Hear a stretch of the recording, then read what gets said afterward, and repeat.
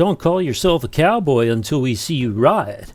Well, our cowboy's sitting tall in the saddle because this is Oakdale, the cowboy capital of the world, and it's time for the 2018 Oakdale Chocolate Festival and Car Show. Greetings, this is B3 Burner, and for our purposes, we'll be focusing on the car show. The day was nice, not too hot, not too cold, kind of like those bears with the porridge. And though show participant attendance was down this year, overall general attendance to the event seemed strong as usual. Another nice thing this year was that my parents were able to attend and bring their 1955 Ford Thunderbird. They don't come to this show often, so to spend time with them and park my car next to theirs was an added bonus. We only attended the first day as we had plans in the Bay Area Sunday, but one day was certainly acceptable. I'll show you some video I captured first and then round things off with a little narration over pictures last. So, without further hesitation, here we go.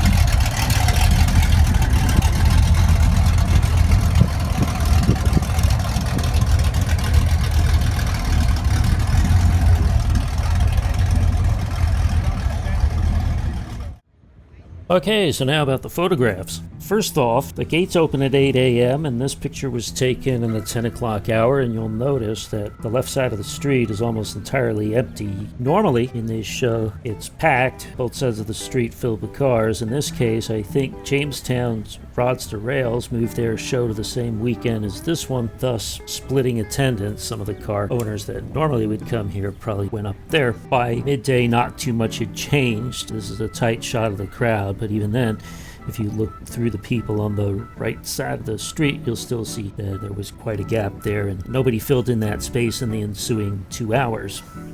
Red Chevy flatbed pickup truck, probably early to mid-50s, very in keeping with Oakdale and the cowboy theme. 1959 Dodge Coronet, dark green over white, and a color-keyed matching interior with nice palomino leather medium tan saddle-colored interior. Looked very nice. 1959 DeSoto, white over light green with two-color paint being very popular, and fins and the triple tail lights that were distinctive back then, and a color-keyed interior and metal dashboard, also common at that time.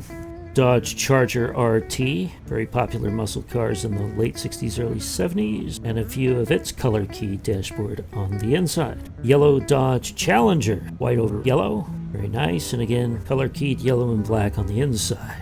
Black Plymouth Barracuda with fog lights and hood scoop, and its interior black with a wood grain theme.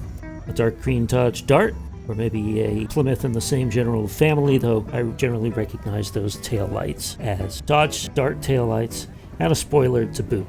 And a 1968 light yellow Ford Thunderbird, and again the interior in the late 60s following that wood grain theme. A flat black 1972 Oldsmobile Delta 88. There's not a lot of love for the four-door 70s cars, the large ones, but this man has found a special kinship with it, and you can tell he cares about it quite a bit. The interior, again, wood grain, kind of customized with some additional racing gauges, and if you look at the center of his steering wheel, you can tell that he is a Marine. Caution, 72 Delta 88 with attitude, and if you're going to be a Marine, you're going to drive a badass car. Blue 1957 Chevy, I love this color, kind of a Dodger blue, and again, color-keyed accents on the interior. A 1965 copper Chevy Impala, similar to burnt sienna, the interior, again, top of the dashboard matching the outside, and nice palomino light tan complements on the inside. Same goes for the trunk. Pink Chevy Chevelle SS, I think about a 67 or a 68. I know the person who owns this. She's very nice. Her and her husband and her dad come to this show on a regular basis. There's the interior with this pink furry carpet, and the back of the car declaring that this is the wife's 69. So this is a 69. This is a red 1962 Plymouth Fury, a burgundy Camaro RS, a dark green Chevy El Camino, year unknown. I think it's an El Camino. It has that half pickup truck, half car style to it. A white 66 Plymouth Superstock 426. I think Superstock 426 refers to the engine and the racing package. If the car had a separate model name, I don't know what that is, and he took off the badges so I can't see it.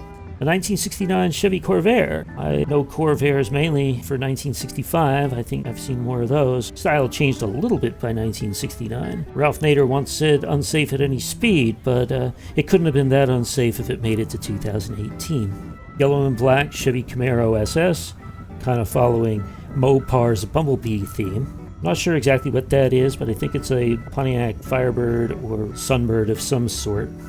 Gray Chevy Camaro SS, beautiful silver gray gunmetal color. And then finally, an orange Chevy Corvette C3 model, third generation, the Mako shark gill features on this car, late 60s, early 70s.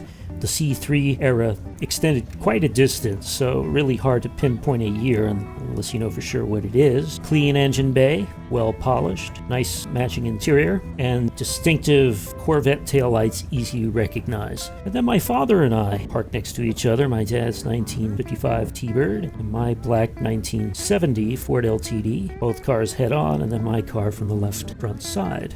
And then finally a dark blue Cadillac, probably more from the early 50s. Bumpers and grills used a thicker metal back then. Again, color-keyed interior, common at that time.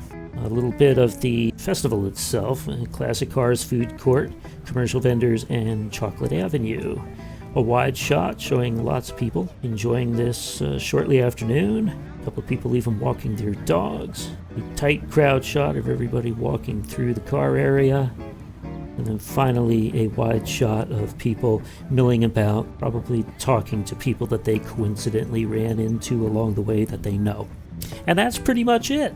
So after this, we'll see you in 2019. So long for now.